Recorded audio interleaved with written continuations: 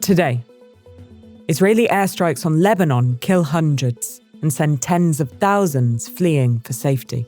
Biden addresses the UN as his foreign policy legacy comes into focus. Plus, China goes hard on economic stimulus, but experts warn it may be too little, too late.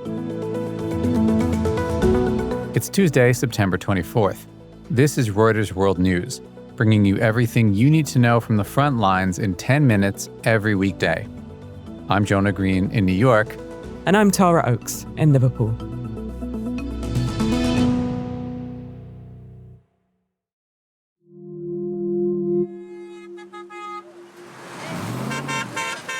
Sidon in southern Lebanon, as thousands flee north after Israel stepped up its military strikes in the area.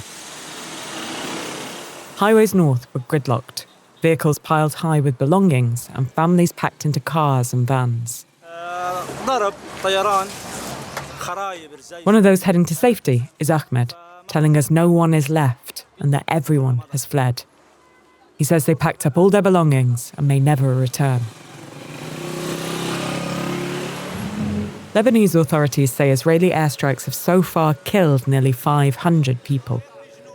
Israeli Prime Minister Benjamin Netanyahu said this operation will continue. I have a message for the people of Lebanon. Israel's war is not with you. It's with Hezbollah. For too long, Hezbollah has been using you as human shields. Israel's military said it struck across Lebanon, hitting 1,600 targets linked to Iran-backed Hezbollah militants. Iran has warned of the irreversible consequences of a wider war in the region. President Masoud Pezeshkian says Israel wants to drag the Middle East into a full-blown conflict by provoking Iran. As tensions rise further, the US is sending a small number of extra troops to the region, but without giving specific details. This will reinforce more than 30,000 troops stationed in the Middle East. But our correspondent Phil Stewart in Washington, D.C., says the lack of detail is unusual. You know, when the United States sends forces around the world, unless it's a covert operation, they almost always disclose the mission and give a rough idea of the numbers. And what's unusual is they've been so forthcoming in disclosing the deployments because they think that it would be a deterrent to outside actors, particularly Iran. If Iran knows the United States has all this capability in the Middle East, they're less likely to enter the war. And so what we're seeing right now is something else. And it's a sign, I think, of this moment we're in where there's so much escalation that the United States just doesn't want to feed into it. Those escalation fears are a headache for US President Joe Biden as he seeks to carve out a legacy with a speech at the United Nations General Assembly today. It's Biden's last address to the UN as president, and most likely the last big foreign policy speech of his political career. And while the president still has 4 months left in his tenure, his predecessor will undoubtedly inherit many international crises that the current administration wasn't able to resolve in its sole term. Trevor Honeycutt covers the White House. So Trevor, obviously, this is an important speech for Biden. He's a foreign policy buff. So what will be his foreign policy legacy? Joe Biden came into the White House with grand ambitions of restoring the nation's status and stature as this kind of shining democratic example to the rest of the world that he felt had been tarnished by former President Trump's approach. And so his focus was starting to kind of rebuild some of those alliances that Trump hadn't seen the same value in or taken the same approach to. And he wanted to do that so that he could focus on the big long-term challenges that the country faces, including dealing with the rise of China and the huge threat that poses to, in his mind, the U.S. economy and the global position of the United States. And what he's found in these years since is that he's been distracted by other issues, by the unexpected invasion by Russia into Ukraine, this big conflagration with Israel and Lebanon and Gaza. And so all of that has kind of put some of these larger ambitions on hold.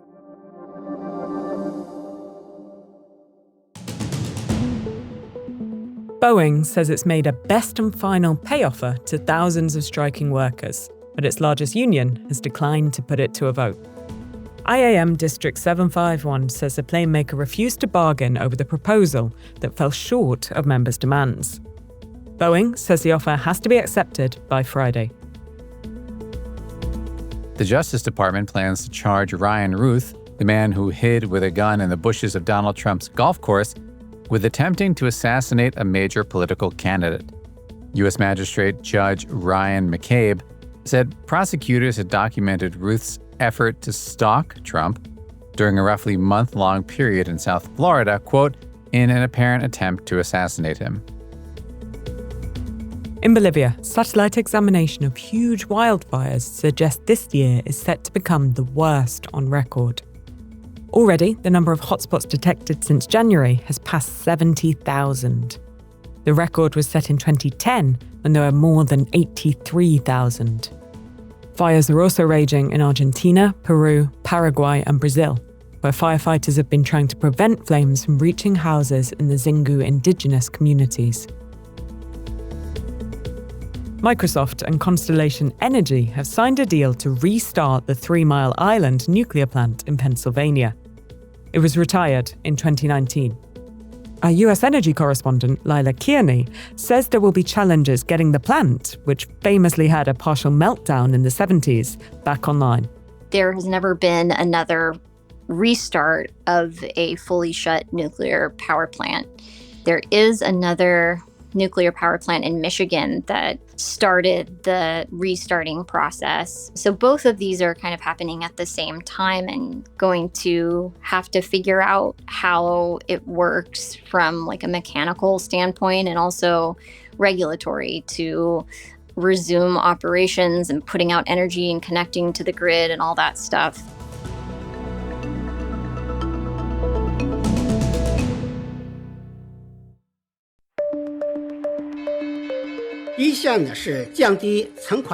Central Bank Governor Pang Gongsheng unveiling China's biggest stimulus package since the pandemic in a rare public briefing. Beijing wants to pull the economy out of a deflationary funk and back towards its growth targets. Common Crimmins has more. So this was a broader package of measures than investors had been expecting. It offers more funding and interest rate cuts to stimulate the mortgage market and the stock market. Now, Chinese shares, bonds, and the yuan did rally after the announcement, but analysts are cautioning that this isn't the bazooka that they think is needed to get Chinese consumers spending again. The reason? A fundamental lack of confidence among Chinese consumers that analysts say may not be alleviated by lowering borrowing costs. And China features prominently in this week's episode of my Econ World podcast. We're looking at predictions for peak oil and how weakening demand growth from China is playing into it. You can catch it tomorrow on Reuters.com, the Reuters app, or wherever you get your podcasts. While China tries to get domestic customers spending, the Biden administration is proposing a new ban on key Chinese software and hardware in connected vehicles on American roads. The reason? National security concerns. There are not many vehicles coming to the U.S. from China, but the move is a significant one. David Shepardson covers corporate regulation and explains why. Cars collect a large amount of data about you, even gets your driving patterns. It might know, might suggest, hey, are you heading to work right now? Are you heading to school?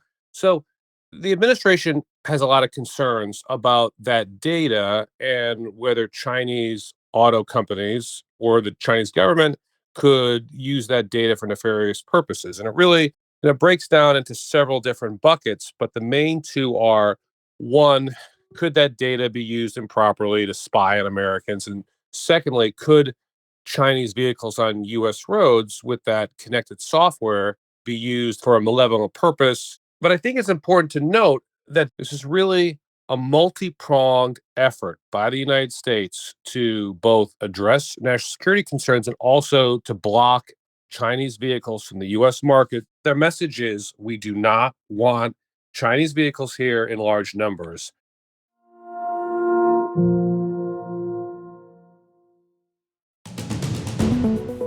Today, we have a recommended listen instead of a recommended read.